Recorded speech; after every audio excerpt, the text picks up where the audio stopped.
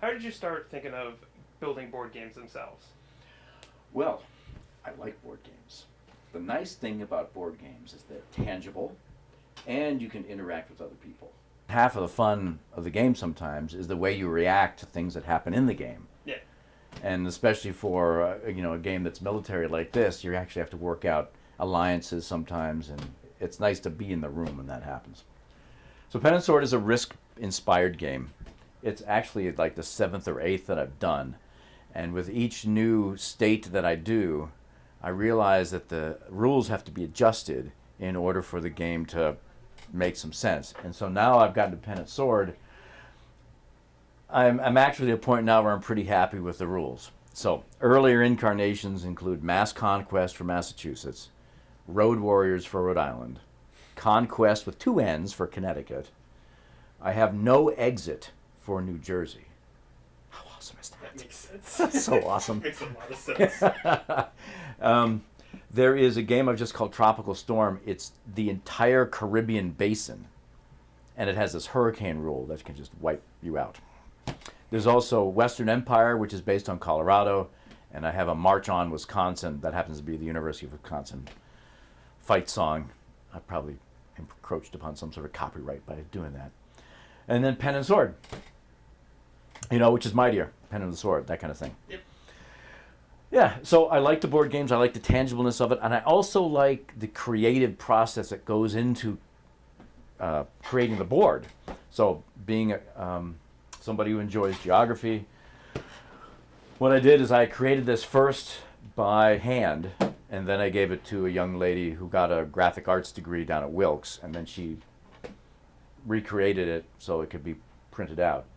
To be perfectly honest, there are a couple typos in there, but it looks great. The object of this game is pretty much the same. You want to basically conquer every city and town in Pennsylvania. Yep. Now, this I can tell you for design purposes. The standard Risk game divides up the entire planet into 42 provinces or areas or something like this, right? Yeah. This game, all of my Risk versions divide up the playing area into 60 spaces because that's evenly divided by 2, 3, 4, 5, and 6. Yeah. Now the added spaces mean it's a slightly longer game. And then plus, in order to fill out the fact that Pennsylvania is not evenly populated, I had to create 5 forest spaces, which don't really count for victory, but you can occupy them. So there's no cards in this game. Like in Risk, you get a card every time you conquer something or whatever. No cards. Basically, you are going to get reinforcements only if you either occupy color sets. You'll see that there are matching sets of factories for industrial regions, so you occupy those. You can see that there are all these highways around the edges. So basically what I did is either in pairs or triplets, I would note where a major highway leaves the state to a different state. So same states would... Same state. So this is like reinforcements from Maryland. This is from New Jersey. That's from New York, Ohio, West Virginia. And then it's by being aggressive, by taking all that land, which, by the way, is just the Western way of war. We just kill people and take their land. That's how you do it. Then you're rewarded. To the Indians. That's right. You would be able to then cash in on your aggression by taking and holding the land. And then when the times come to mustering up reinforcements, you're rewarded for the amount of stuff that you got. So that's the deal here. The idea is to basically conquer the entire Commonwealth. I've play tested this game a number of different times. It helps me see where there's certain loopholes in the rules. The one thing that does concern me is the length of time it takes to play this game. It's always wise to play a game that eventually comes to an end. In order to win this game, you really have to go for the throat and knock out other players, because then you can get extra musters by doing that, and then you can snowball. But unfortunately, I haven't quite found the right group of people who are both familiar with Risk and have the time to spend to play this sort of game. But I don't know, the process of creating it, and I think even the process of playtesting it, even if we don't get to a point where we officially finish, is satisfying. So then you have Inferno-esque, which is based on Dante's Inferno. Tis.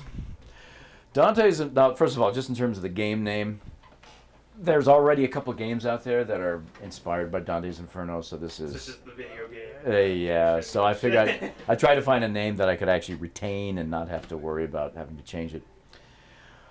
Well, to be honest with you, the inspiration for this game came from a little craft device. All right, so you know what the standard yardstick looks like, right? Yep. Okay. Somebody had designed the two components of a compass, not the compass you get lost in the woods with, but you draw circles with, and it slides onto a standard yardstick. So one side has a pin, and the other side has the pencil. And it just so happens where I lived, there was this huge piece of paper. I was like, what can I do with my circles maker now and this huge piece of paper? You know, Dante's Inferno, it's really the only part of the Divine Comedy I've ever read. But I took that thing, and there's probably still a pinhole underneath the damnation picture, sign here. And I basically drew the circles using a yardstick with this craft thing that I had.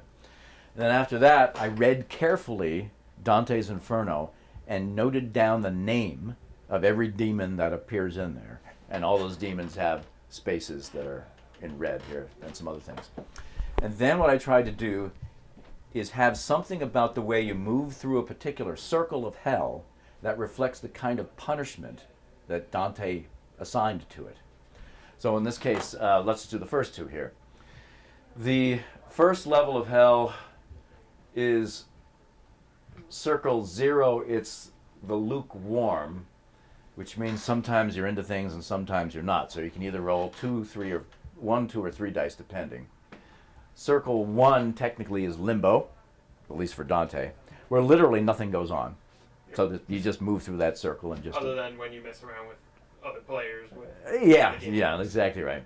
And then the second circle, the carnal, the punishment at that circle of hell is the souls who have been basically at the whim of their passions their whole life, are blown by wind, and there's nothing you can do about it.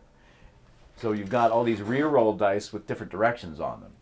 So part of the problem of getting through this circle is you got to stop rolling on numbers that blow you backwards all the time. Yep.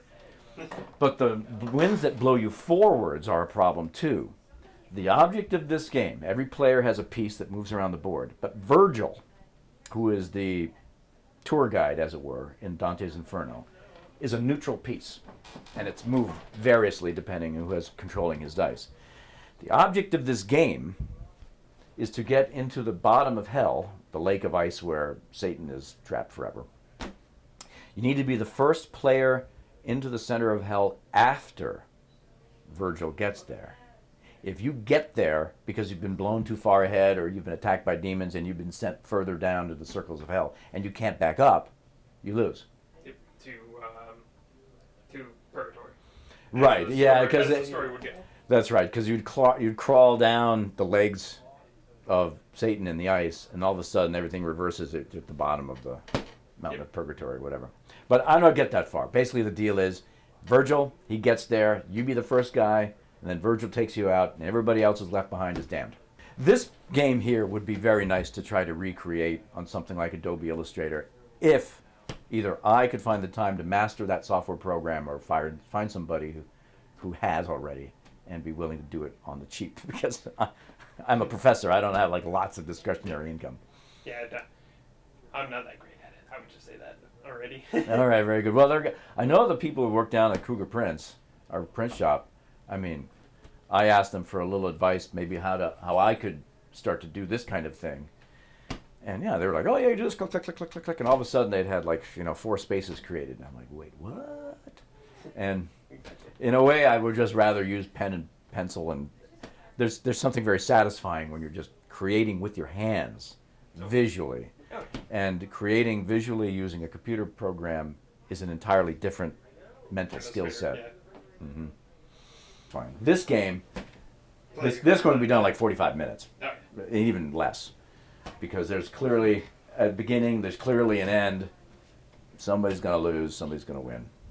Have you thought of any new ones that you might try and work on during some free time, or at least any ideas you've been playing on? Yeah. I've started designing a version of this game for Florida. And I do that because I want to be able to take a game that's just the size of a state and add that hurricane rule from the Caribbean Basin game that I've got. And I figured out some ways to do it, but again, it just exists in pencil form right now. The other version of the game that I'm toying with, you'd think that being a theologian, I wouldn't read so much about military history because, war bad, peace good, that kind of thing. Which is true. Well, in this case, I mean, you just can't play a fun game that's based on peace and harmony.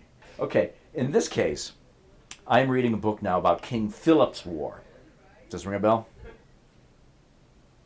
Not in particular. Okay. I'm a New Englander. I'm from outside Boston, even though I don't sound like Dr. Stevens, who clearly has the accent. King Philip's War. King Philip was the English name given to the son of Massasoit, who was the chief, basically, of the Wampanoag Indians who had befriended the Pilgrims back in the 1620s. So Philip, I'm trying to think, I think his original name was Metacom or something like this. But that sounds familiar. yeah, so basically he was given the name Philip, and his older brother was called Alexander, so that when they were interacting with the English in their towns, they would have a name that was sort of fit. Well, King Philip basically, probably not unjustly, instigated a war against the English colonists in 1675. And then he was able to basically get all the other tribes in the New England area to basically wage a war against the Puritan settlements in the Connecticut River Valley and in eastern Massachusetts and Rhode Island and the Maine coast. And it only lasted until 1676 because, Europeans, not only the way they fight the war, but they also just had more resources, they're more stable. And eventually King Philip himself was actually shot and killed by an English friendly Indian. So it wasn't like the Puritan killed him directly. But what's interesting to me about that war is, one, it gives me the opportunity to look back again at the original geography of New England, where I can actually mix up, maybe, if I design a game like this, place names that are English and place names that are Indian. And it gives me also an opportunity to maybe mess with the combat rules. Now, basically, the way this game works like Risk, every town has to be occupied at some point, except the forests up here. But what if I design a game where you don't have to leave a garrison around next to every town, where you actually have clumps of forces, places, and there's like nothing in between, which would basically be the way King Philip's War was fought, because the English settlements were all separated from each other, and naturally all the Indian camps were separated from each other. So I could create a map that has some of the English settlements on there, the oldest towns in New England, along with paying the proper homage to the Indian tribes that were there, and I could indicate where their territories was, and maybe I could divide up their territories using their local place names, in their native tongue, and then design some sort of rule where you have clumps of guys running around. Now, this is just a gleam in my eye at the moment. If I do something like that, I have to think of a condition of victory other than occupation of everything. Because you wouldn't be leaving garrisons behind. You wouldn't be leaving garrisons behind. Here I am, a theologian, and here I'm thinking about games that are encouraging murder. So, do you just do it so you just wipe out all the other players like completely? I don't know, but the map portion of a game like that, I find very interesting, very appealing. Okay, well listen, I can tell you one other thing. This might be useful. Still running? Yeah. Okay. When I first designed one of the earliest editions of Mass Conquest, my mother played bridge with the mother of one of the guys who first designed one of the Cityopolis, which happened to be Boston, because Parker Brothers was based in Salem, Massachusetts. And so my mother arranged to have one of the guys who designed the Cityopolis come over to my house and look at this thing that I put together. Now, it wasn't as ornate as this. It was a lot like simpler. Yeah, it was just like the original base. And so I often get the question, well, you should market these things, right? This could be like an investment in my decrepitude and retirement. Basically, what the guy said, there are going to be two really serious obstacles to bringing games like this to market. Obstacle one is that game companies already have their own design departments. Mm-hmm. And so they have great confidence in their design departments and will only first bring to market their own internally approved ideas. The only way a game company would give a game designer like me, a chunk of money for the game, would be something like Trivial Pursuit. Trivial Pursuit was designed and marketed and created by individuals independently of a game company. I believe this is true. Then Trivial Pursuit took off and was bought out. Was it Parker Brothers? I don't know who bought it out. Basically, Parker Brothers doesn't even exist anymore. I think it's all Hasbro, which is in Providence, Rhode Island. So I'm a little bit behind the eight ball because in order for me to get to a point where I could be bought out, I would have to invest $10,000 or $15,000 at a manufacturer, have them make a run of 1,000 games, let's say, with the board, the pieces, the dice, the rules, the cardboard box, everything. Then I would have to store that in my garage somewhere, hoof it to some retailer who I have to convince to give up precious shelf inches that in their store that they're selling a product that they already know will sell to take a risk on this. Yeah. And most retailers, I basically were told, are probably disinclined to do that. Plus, I don't have $10,000 sitting around, and I don't have time to do it either. So that's obstacle one. Obstacle two, think about Monopoly. In the world of board games, whether you love Monopoly or not, everybody has played it. And at least knows of it. And knows of it. So let's say you have the whole world of Monopoly players, which is basically the whole country, maybe even the whole English-speaking world. And you make a game like Boston-opoly. You've already restricted your potential market to just the people living in Boston. Yep. To people who play board games. All right, so even that's a smaller subset.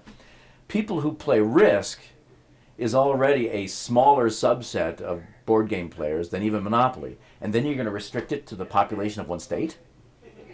So you're looking, your market share that you're gunning for is really small, which may not produce enough revenue for the amount of investment it would take to actually create a game like this. So some people have said, well, if you really want to get this game going, maybe what you have to do is create an online version, which I've already said I'm not big into online games because, well, I'm so 20th century and I just, again, like the interaction with people. So I have a feeling that this will probably remain more or less a hobby. But you know what? If people enjoy the game and consider it time well spent, I figure that may in fact be good enough.